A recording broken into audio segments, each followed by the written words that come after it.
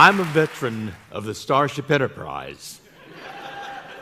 I soared through the galaxy, driving a huge starship with a crew made up of people from all over this world.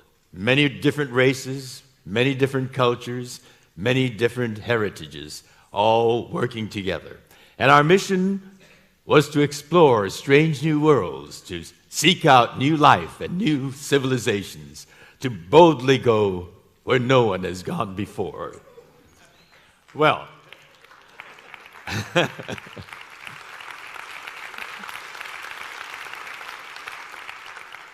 I am the grandson of immigrants from Japan who went to America, boldly going to a strange new world, seeking new opportunities. My mother was born in Sacramento, California. My father was a San Franciscan. They met and married in Los Angeles, and I was born there. I was 4 years old when Pearl Harbor was bombed on December 7th, 1941 by Japan.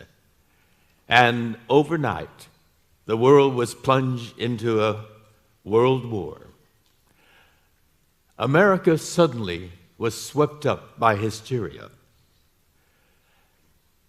Japanese Americans, American citizens of Japanese ancestry, were looked on with suspicion and fear and with outright hatred, simply because we happened to look like the people that bombed Pearl Harbor.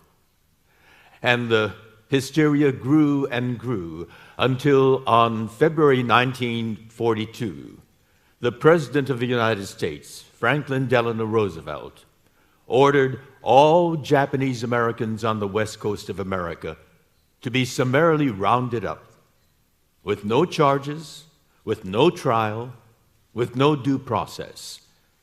Due process is the core pillar of our justice system. That all disappeared. We were to be rounded up and imprisoned in 10 barbed wire prison camps in some of the most desolate places in America. The blistering hot desert of Arizona, the sultry swamps of Arkansas, the wastelands of Wyoming, Idaho, Utah, Colorado, and 2 of the most desolate places in California. On April 20th, I celebrated my 5th birthday.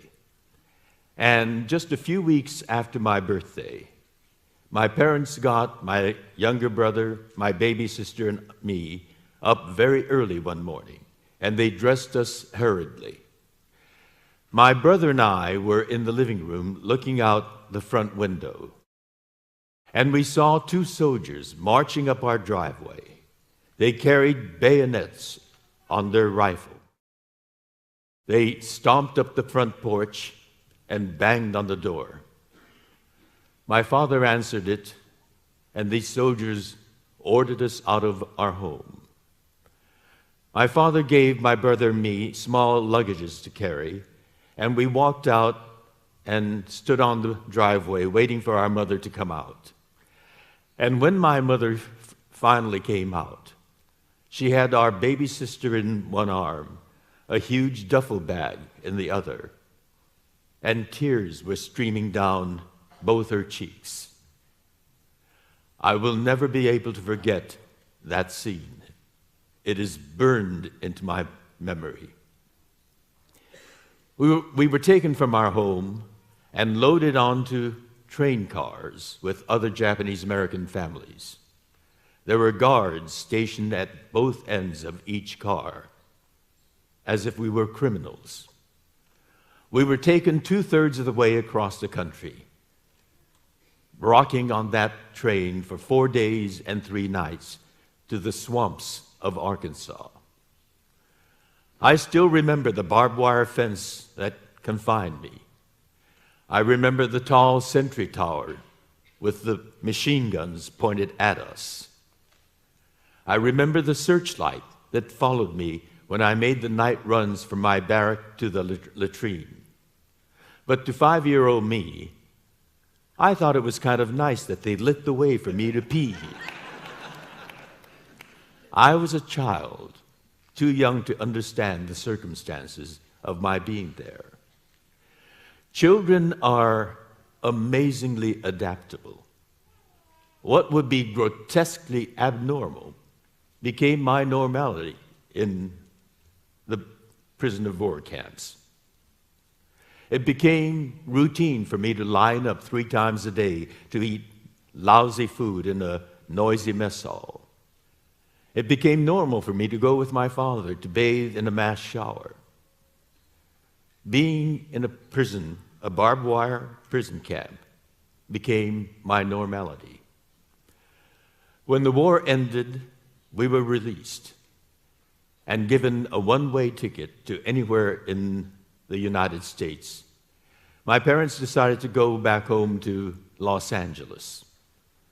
But Los Angeles was not a welcoming place. We were penniless. Everything had been taken from us, and the hostility was intense. Our first home was on Skid Row, in the lowest part of our city, living with derelicts, drunkards, and crazy people. The stench of urine all over, on the street, in the alley, in the hallway. It was a horrible experience, and for us kids, it was terrorizing. I remember once a drunkard came staggering down, fell down right in front of us, and threw up. My baby sister said, "Mama, let's go back home," because behind barbed wires was, for us, home. My parents worked hard to get back on their feet. We'd lost everything. They were at the middle of their lives and starting all over. They worked their fingers to the bone, and ultimately, they were able to get the capital together to buy a 3-bedroom home in a nice neighborhood. And I was a teenager, and I became very curious about my childhood imprisonment. I'd read civics books that told me about the ideals of American democracy. All men are created equal. We have inalienable right to life, liberty, and the pursuit of happiness. And I couldn't quite make that fit with what I knew to be my childhood imprisonment. I read history books, and I couldn't find anything about it.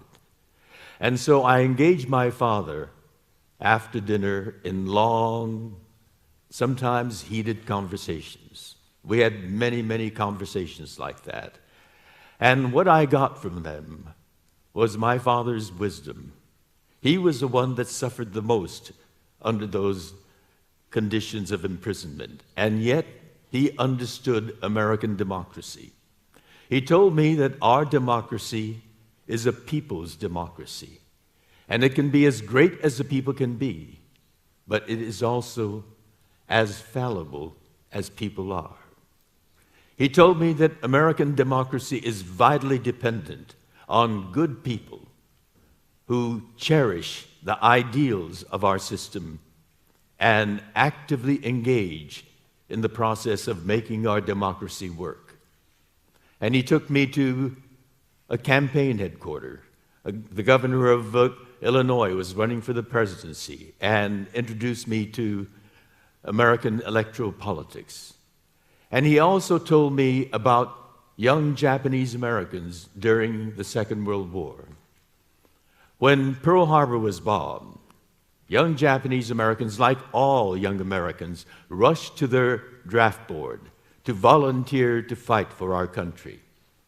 That act of patriotism was answered with a slap in the face. We were denied service and categorized as enemy, non-alien. It was outrageous to be called an enemy when you're volunteering to fight for your country. But that was compounded with the word non-alien, which is a word that means citizen in the negative. They even took the word citizen away from us and imprisoned them for a whole year. And then the government realized that there is a wartime manpower shortage. And as suddenly as they rounded us up, they opened up the military for service by young Japanese Americans. It was totally irrational. But the amazing thing, the astounding thing, is that thousands of young Japanese American men and women again went from behind those barbed wire fences, put on the same uniform as that of our guards, leaving their families in imprisonment to fight for this country. They said that they were going to fight not only to get their families out from behind those barbed wire fences, but because they cherished the very ideal of what our government stands for, should stand for, and that was being abrogated by what was being done. All men are created equal. And they went to fight for this country. They were put into a segregated all-Japanese American unit and sent to the battlefields of Europe. And they threw themselves into it. They fought with amazing, incredible courage and valor. They were sent out on the most dangerous missions, and they sustained the highest combat casualty rate of any unit proportionally. There's one battle that illustrates that. It was a battle for the Gothic line. The Germans were embedded in this mountain hillside, rocky hillside, in impregnable caves. And 3 Allied battalions had been pounding away at it for 6 months, and they were stalemated. The 442nd was called in to add to the fight. But the men of the 442nd came up with a unique but dangerous idea. The backside of the mountain was a sheer rock cliff. The Germans thought an attack from the backside would be impossible. The men of the 442nd decided to do the impossible. On a dark, moonless night, they began scaling that rock wall, a drop of more than 1,000 feet, in full combat gear. They climbed all night long on that sheer cliff. In the darkness, some lost their handhold or their footing, and they fell to their death in the ravine below. They all fell silently. Not a single one cried out so as not to give their position away. The men climbed for 8 hours straight, and those who made it to the top stayed there until the first break of light. And as soon as light broke, they attacked. The Germans were surprised, and they took the hill and broke the Gothic line. A 6-month stalemate was broken by the 442nd in 32 minutes. It was an amazing act. And when the war ended, the 442nd returned to the United States as the most decorated unit of the entire Second World War. They were greeted back on the White House lawn by President Truman, who said to them, "You fought not only the enemy, but prejudice, and you won." They are my heroes. They clung to their belief in the shining ideals of this country, and they proved that being an American is not just for some people, that race is not how we define being an American. They expanded what it means to be an American, including Japanese Americans that were feared and suspected and hated. They were change agents, and they left for me a legacy. They are my heroes, and my father is my hero, who understood democracy and guided me through it. They gave me a legacy, and with that legacy comes a responsibility. And I am dedicated to making my country an even better America, to making our government an even truer democracy. And because of the heroes that I have and the struggles that we've gone through, I can stand before you as a gay Japanese American, but even more than that, I am a proud American. Thank you very much.